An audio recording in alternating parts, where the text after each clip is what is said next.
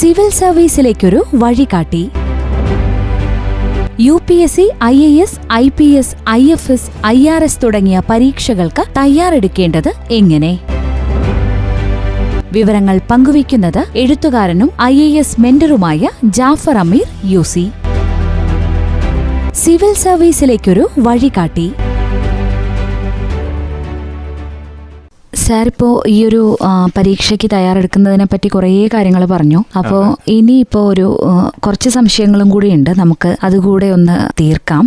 ചോദിച്ചോളൂ, എന്താണെങ്കിലും നമുക്ക് ക്ലിയർ ചെയ്യാം. ഈ കറന്റ് അഫയേഴ്സിന്റെ ഒരു പ്രാധാന്യത്തെക്കുറിച്ച് എല്ലാവരും പറയാറുണ്ടല്ലോ. ദിവസവും പത്രം വായിക്കേണ്ടതിന്റെ ഒരാവശ്യകതയെക്കുറിച്ചൊക്കെ നമ്മൾ കുട്ടികളോടൊക്കെ എപ്പോഴും പറഞ്ഞു കൊടുക്കുന്നതാണ്. അപ്പോൾ ഈ ന്യൂസ് പേപ്പർ റീഡിംഗ് അല്ലെങ്കിൽ പത്രവായന എന്ന് പറയുന്നത് ഇതിൽ എത്രത്തോളം പ്രധാനപ്പെട്ടതാണ് എന്നൊന്ന് പറയാമോ? വളരെ ഇമ്പോർട്ടൻ്റ് ആയ ഒരു ക്വസ്റ്റ്യൻ ആണ്. കാരണം എല്ലാവരും പെട്ടെന്ന് തന്നെ നമുക്ക് എന്താ പറയുക, പ്രിപ്പറേഷൻ്റെ സ്റ്റേജിൽ പല സ്റ്റേജിലും നമ്മളെ വഴിതിരിച്ച് വിടുന്ന അല്ലെങ്കിൽ നമുക്ക് ഒരുപാട് സമയം അനാവശ്യമായിട്ട് വേസ്റ്റായി പോകുന്നൊരു മേഖലയാണ് പത്രം വായന. അത് നമ്മൾ കുറച്ച് സീരിയസ് ആയിട്ട് കാണേണ്ടതാണ്. ഞാൻ പറഞ്ഞുതരാം. ഓക്കെ, നമ്മളൊരു പത്രം തുറക്കുമ്പോൾ തന്നെ നമ്മൾ കാണുന്നത് പൊളിറ്റിക്സിന്റെ കുറേ വാർത്തകളായിരിക്കും. ഫസ്റ്റ് പേജിൽ മന്ത്രി അവിടെ പോകുന്നു, മന്ത്രി ഇവിടെ വരുന്നു. ഇതൊന്നും നമ്മളെ സംബന്ധിച്ചൊരു ഒട്ടും ആവശ്യമില്ലാത്ത കാര്യങ്ങളാണ്. അപ്പം നമ്മൾ അതിലേക്കൊന്നും നമ്മളെ കണ്ണുപോലും പോകേണ്ട കാര്യമില്ല, നമ്മൾ സമയം കളയണ്ട. അതേപോലെ ആക്സിഡൻറ്റുകൾ, അതുമായിട്ട് ബന്ധപ്പെട്ട ന്യൂസുകൾ, ക്രൈമുകൾ, അവിടെ കൊലപാതകം നടന്നു, സീരിയൽ കൊലപാതകം, ഇങ്ങനത്തെ ഒരുപാട് നമ്മളെ ക്യാച്ച് ചെയ്യുന്ന പല രീതിയിലുള്ള വാർത്തകൾ ഉണ്ടാവും. ഈവൻ സ്പോർട്സ് പേജ്, അതുപോലും നമുക്ക് ആവശ്യമില്ല.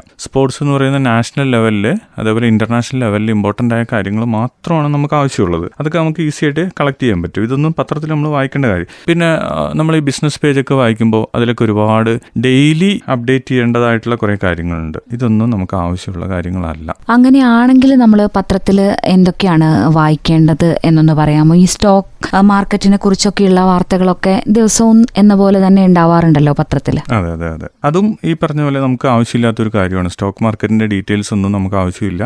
ഡെയിലിയുള്ള ഫ്ലക്ച്വേഷൻസ്, ഷെയറുകളിലുള്ള വ്യത്യാസങ്ങൾ, ഇതൊന്നും ആവശ്യമില്ല. ഇതിൻ്റെ എല്ലാം ബേസിക് ആയ കാര്യങ്ങളാണ് നമുക്ക് പഠിക്കേണ്ടത്. അത് നമ്മൾ ഇന്ത്യൻ എക്കണോമീൻ്റെ ഭാഗമായിട്ട് നമ്മൾ പഠിക്കുന്നുണ്ട്. പിന്നെ ഒരു പത്രത്തിൽ നമ്മൾ എഡിറ്റോറിയൽ നമ്മൾ നിർബന്ധമായിട്ട് വായിച്ചിരിക്കണം. അതിൽ തന്നെ എഡിറ്റോറിയൽ വായിക്കുമ്പോൾ ശ്രദ്ധിക്കേണ്ട ഒരു കാര്യം എന്താണെന്ന് വെച്ചാൽ ഡാറ്റാ ബേസ്ഡ് ആയിട്ടുള്ള എഡിറ്റോറിയലാണ് വായിക്കേണ്ടത്. ഓരോ ആൾക്കാരുടെ ഒപ്പീനിയൻ, അവരുടെ അഭിപ്രായങ്ങൾ, ഇതല്ല നമുക്ക് വേണ്ടത്. ഡാറ്റകൾ വെച്ചിട്ട് സംസാരിക്കുന്ന എഡിറ്റോറിയലുകൾ നമ്മൾ തീർച്ചയായിട്ടും നമ്മളത് ഫോളോ ചെയ്യണം. ഒന്നാമത്തെ കാര്യം. രണ്ടാമത്തത്, നമുക്ക് ഇൻ്റർനാഷണൽ ലെവലിലുള്ള മീറ്റിങ്ങുകൾ അല്ലെങ്കിൽ ഇൻ്റർനാഷണൽ ലീഡേഴ്സ്, ബ്രിക്സ് മീറ്റിംഗ് അല്ലെങ്കിൽ UN-ൻ്റെ മീറ്റിംഗ്, ഇതുപോലെയുള്ള സംഭവങ്ങൾ, അല്ലെങ്കിൽ വേൾഡ് സ്റ്റേജിൽ വരുന്ന, ഇപ്പോൾ 2 വർഷം മുമ്പ് നമുക്ക് ഉക്രൈൻ്റെ ഒരു സംഭവം ഉണ്ടായിരുന്നു. ഇപ്പോൾ നമ്മൾ കറൻ്റലി നമ്മളെ ബേണിംഗ് ആയിട്ടുള്ള ഒരു ടോപ്പിക്കാണ് ഇറാൻ ഇഷ്യൂ. അപ്പോൾ ഈ മിഡിൽ ഈസ്റ്റിലുള്ള ഇപ്പോൾ ഇറാൻ ഇഷ്യൂ ഇങ്ങനെ നിൽക്കുന്ന ഒരു സമയത്ത് മിഡിൽ ഈസ്റ്റുമായിട്ട് ബന്ധപ്പെട്ട ഒരു ക്വസ്റ്റ്യൻ നമുക്ക് പ്രതീക്ഷിക്കാം എക്സാമിൽ. അപ്പോൾ അതുമായിട്ട് ബന്ധപ്പെട്ട് വായിക്കുമ്പോൾ നമ്മൾ എന്ത് ചെയ്യണം എന്ന് വെച്ചാൽ ഈ ന്യൂസ് പേപ്പറിൻ്റെ കൂടെ തന്നെ നമ്മളൊരു അറ്റ്ലസും കൂടെ നമ്മളെ മുന്നിൽ വെക്കണം. ഈ അറ്റ്ലസ് നമ്മളെ കയ്യിൽ വേണം. എവിടെയാണ് ഇറാൻ ഉള്ളത്, അതിൻ്റെ ജിയോ പൊളിറ്റിക്കൽ ലൊക്കേഷൻ എവിടെയാണ്, അതിൻ്റെ ബോർഡർ വരുന്ന രാജ്യങ്ങൾ ഏതൊക്കെയാണ്, തൊട്ടടുത്ത് ലാൻഡ് ലോക്ക്ഡ് ആയിട്ട് വരുന്ന രാജ്യങ്ങൾ ഏതൊക്കെയാണ്, കോസ്റ്റൽ ബോർഡർ വരുന്ന രാജ്യങ്ങൾ ഏതൊക്കെയാണ്, എവിടെയൊക്കെയാണ് സ്റ്റേറ്റുകളുള്ളത്. സ്റ്റേറ്റ് ഓഫ് ബാബൽ മന്ദബ് എന്ന് പറഞ്ഞിട്ടൊരു സാധനമുണ്ട്. നമ്മളെല്ലാവരും കേൾക്കുന്ന സ്റ്റേറ്റ് ഓഫ് മലാക്കയും സ്റ്റേറ്റ് ഓഫ് ഹോർമൂസും ഒക്കെയാണ്. എവിടെയാണ് ബാബൽ മന്ദബ് ഉള്ളത്? അപ്പോൾ ഇതുപോലെയുള്ള ഡീറ്റെയിൽസ് നമ്മൾ ഈ പ്രാവശ്യത്തെ പ്രിപ്പറേഷനിൽ അങ്ങനെയൊക്കെയാണ് നമ്മൾ ഈ രീതിയിലാണ് നമ്മൾ പ്രിപ്പയർ ചെയ്യേണ്ടത്. അതേപോലെ ന്യൂസ് പേപ്പർ വായിക്കുമ്പോൾ നമ്മളെ കയ്യിൽ നമ്മൾ പറഞ്ഞു അറ്റ്ലസ് നമ്മുടെ കയ്യിൽ നിർബന്ധമായിട്ട് വേണം. പിന്നെ വേണ്ടത് ഇന്ത്യൻ എക്കണോമിയുടെ ബേസിക് ബുക്സ്. ചിലപ്പോൾ എക്കണോമീൻ്റെ ഏതെങ്കിലും ടേം മനസ്സിലായില്ലെങ്കിൽ നമുക്കത് റെഫർ ചെയ്യാം. ദെൻ പൊളിറ്റിയായിട്ട് ബന്ധപ്പെട്ട് ഇപ്പോൾ പുതിയൊരു ജഡ്ജ്മെൻറ്റ് വന്നു. ഇപ്പോൾ ലേറ്റസ്റ്റ് ആയിട്ട് പറയുകയാണെങ്കിൽ ഒരു ബേണിംഗ് ഇഷ്യൂ ആയിട്ട് നമുക്ക് പറയാം ട്രാൻസ്ജെൻഡേഴ്സ് ബില്ല്. ഇപ്പം ഇന്ത്യൻ പാർലമെൻറ്റിൽ അതിൻ്റെ ചർച്ചകളൊക്കെ വളരെ സീരിയസ് ആയിട്ട് നടന്നുകൊണ്ടിരിക്കുകയാണ്. അപ്പോൾ അത് 2019 ഇതിനു മുമ്പ് എന്ത് ചെയ്തിട്ടുള്ളത്, ഒരു റൂൾ ഉണ്ടാക്കിയിട്ട്. അപ്പോൾ അതുമായിട്ട് ബന്ധപ്പെട്ട ബാക്കപ്പ് ന്യൂസുകൾ ഇതൊക്കെ നമ്മൾ അപ്ഡേറ്റ് ചെയ്യണം. ആ രീതിയിലൊക്കെയാണ് നമ്മൾ ഈ ന്യൂസ് പേപ്പർ വായിക്കേണ്ടത്. പിന്നെ ന്യൂസ് പേപ്പർ ഒരു 2-3 മാസം നന്നായിട്ട് വായിച്ച ശേഷം മാത്രമേ നോട്ടുകൾ പ്രിപ്പയർ ചെയ്യാൻ തുടങ്ങാവുള്ളൂ. കാരണം എന്താണെന്ന് വെച്ചാൽ അതിനിടയിൽ നമ്മൾ ചെയ്യേണ്ട വേറൊരു ഇമ്പോർട്ടൻ്റ് ആയൊരു കാര്യം എന്താണെന്ന് വെച്ചാൽ മുൻ വർഷങ്ങളിലുള്ള ക്വസ്റ്റ്യൻ പേപ്പർ നമ്മളൊന്ന് പരിശോധിക്കണം. അപ്പോൾ നമുക്ക് അറിയാം കറണ്ട് അഫെയർസിൽ എങ്ങനെയൊക്കെയാണ് ക്വസ്റ്റ്യൻ വരുന്നത്, ഏതൊക്കെ മേഖലയാണ്. അപ്പോൾ ആ ഒരു മേഖല ഫോക്കസ് ചെയ്തുകൊണ്ട് വേണം പിന്നീട് നമ്മൾ ന്യൂസ് പേപ്പർ വായിച്ച് അതിൻ്റെ നോട്ടുകൾ എഴുതാനായിട്ട്. ഈ രീതിയിൽ വേണം നമുക്ക് ന്യൂസ് പേപ്പർ മുന്നോട്ട് കൊണ്ടുപോകാൻ. അപ്പോൾ 3 മാസം നമ്മൾ തുടർച്ചയായി പത്രം വായിച്ചതിന് ശേഷമാണ് നമ്മൾ പത്രത്തിൽ നിന്നുള്ള ഒരു നോട്ട്സ് തയ്യാറാക്കേണ്ടത് എന്നാണോ സാർ പറഞ്ഞത്? അതെ, അത് എന്തുകൊണ്ടാണെന്ന് വെച്ചാൽ നമ്മൾ ആദ്യം ഒരു ന്യൂസ് പേപ്പറിൽ ഒരുപാട് വിഷയങ്ങളുണ്ട്. നമ്മൾ ബ്ലൈൻഡായിട്ട് നമ്മൾ പല വിഷയങ്ങൾ ഏറ്റെടുക്കുമ്പോൾ അത് പിന്നെ നമുക്ക് ഒരുപാട് ഓവർ ഇൻഫർമേറ്റീവായിട്ട് മാറും. നമുക്കത് മാനേജ് ചെയ്യാൻ പറ്റില്ല. അപ്പോൾ അതെന്ത് ചെയ്യണം എന്ന് വെച്ച് കഴിഞ്ഞാൽ ഏറ്റവും കുറഞ്ഞത് ഒരു 3 മാസം നമ്മൾ ന്യൂസ് പേപ്പർ വായിക്കുക. ഇതേ സമയത്ത് മുൻ വർഷങ്ങളിൽ പ്രീവിയസ് ഇയർ ക്വസ്റ്റ്യൻ പേപ്പേഴ്സ് എടുക്കുക. അതിൽ Indian current affairs, world current affairs, ഇതുമായിട്ട് ബന്ധപ്പെട്ട ഏതൊക്കെ ക്വസ്റ്റ്യൻസ് വന്നിട്ടുണ്ട്, ഏതൊക്കെ മേഖലയിലാണ് അത് വന്നിട്ടുള്ളത്, ഇതും കൂടെ നമ്മളൊന്ന് സ്കാൻ ചെയ്യുക. അപ്പം എന്നിട്ടത് വായിക്കുമ്പോൾ നമുക്ക് ഓട്ടോമാറ്റിക്കായിട്ട് നമുക്ക് മനസ്സിലാവും.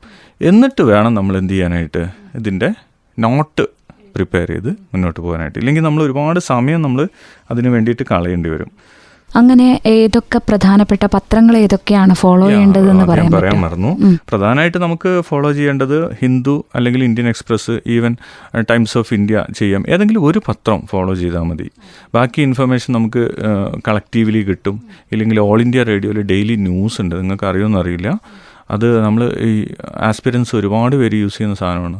എല്ലാ ദിവസവും ഒരു 1/4 മണിക്കൂർ നാഷണൽ ന്യൂസ് ഉണ്ട്. അത് ഒരു 1/4 മണിക്കൂർ അത് കേട്ട് കഴിഞ്ഞാൽ നമുക്ക് ആ ന്യൂസ്, ഇമ്പോർട്ടൻ്റ് ആയ ന്യൂസ് മുഴുവൻ കവർ ചെയ്യാൻ പറ്റും.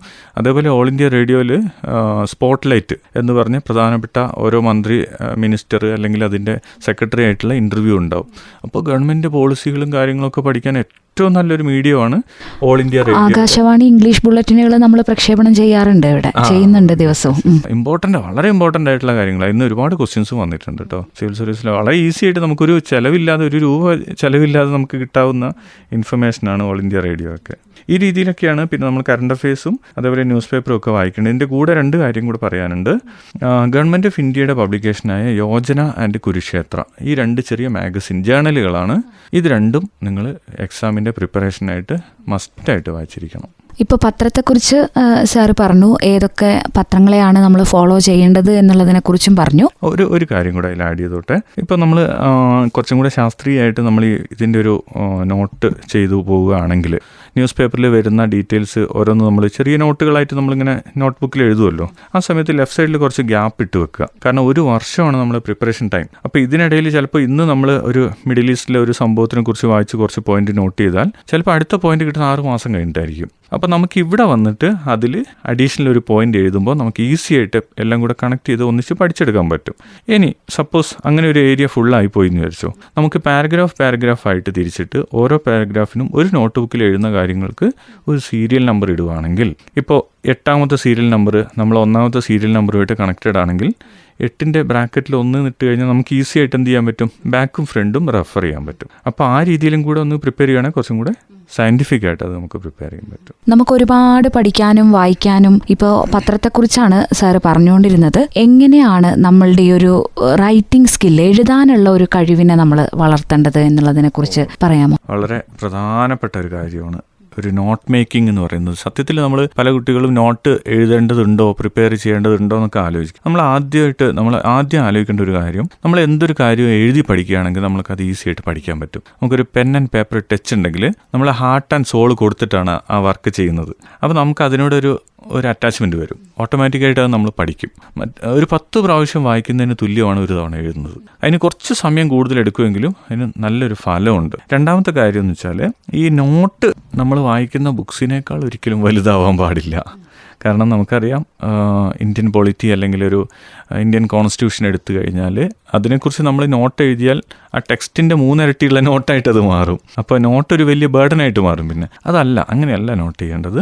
ശരിക്കൊരു സിവിൽ സർവീസിന് പ്രിപ്പയർ ചെയ്യുന്ന കുട്ടികൾ 3ാമത്തെ തവണ ഒരു പുസ്തകം വായിച്ചിട്ടാണ് എക്സാം എഴുതേണ്ടത്. ഒരുപാട് പുസ്തകം വായിക്കുന്നതിലല്ല കാര്യം, അംഗീകൃതമായ ടെക്സ്റ്റുകൾ ഒരു മിനിമം 2 തവണ വായിച്ച് 3ാമത്തെ റീഡിങ് വായിച്ചതിന് ശേഷമാണ് എക്സാം എഴുതേണ്ടത്. അപ്പോൾ ഈ 2 തവണ റീഡിങ് കഴിഞ്ഞ ശേഷമാണ് നോട്ടിങ് തുടങ്ങേണ്ടത്. കാരണം ആദ്യത്തെ തവണ വായിക്കുന്ന നമുക്ക് എല്ലാം ഇമ്പോർട്ടൻ്റ് ആണെന്ന് തോന്നും. നമ്മളെ സംബന്ധിച്ച് അത് പുതിയതാണ്, എല്ലാം ഇമ്പോർട്ടൻ്റ് ആണ്. പക്ഷെ അങ്ങനെയല്ല. ആദ്യത്തെ ഒരു തവണ വായിക്കുക, ഒരു 10 വർഷത്തെ previous year question paper check ചെയ്യുക, അത് നന്നായിട്ട് പഠിക്കുക, എന്നിട്ട് വീണ്ടും തിരിച്ച് വന്നിട്ട് വായിക്കുക. അപ്പോൾ കുറച്ചും കൂടെ ഇൻസൈറ്റ് കിട്ടും.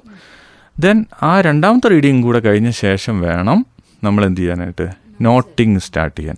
ഈ നോട്ട് സ്റ്റാർട്ട് ചെയ്യുമ്പോൾ തന്നെ വളരെ സ്ട്രാറ്റജിക്കലി ചെയ്യുക. ഇപ്പോൾ നമുക്ക് മുകളിലേക്കൊരു ആരോ ഇടാം, അല്ലെങ്കിൽ താഴേക്കൊരു ആരോ ഇടാം.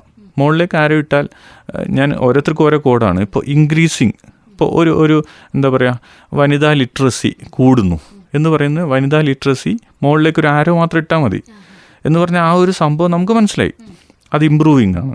നേരെ മറിച്ച് താഴേക്കൊരു ആരോ ഇട്ട് കഴിഞ്ഞാൽ അത് ഡിക്രീസിങ് ആണ്, അല്ലെങ്കിൽ പോപ്പുലേഷൻ്റെ വളർച്ചാ നിരക്ക് ഡിക്രീസിങ് ആണ്. അപ്പോൾ ഡിക്രീസിങ്ങിന് എഴുതേണ്ട സമയവും നമുക്ക് ലാഭമാണ്, ആ പുസ്തകവും വളരെ ചുരുങ്ങി കിട്ടും. കാരണം എക്സാമിനെ അടുപ്പിച്ച് നമുക്ക് ഏകദേശം ഒരു 10ഓളം പുസ്തകങ്ങൾ നമുക്ക് പഠിക്കാനുണ്ട്. ഈ 10 പുസ്തകങ്ങൾ നമുക്ക് എക്സാം അടുപ്പിച്ച് കവർ ചെയ്യാൻ പറ്റില്ല.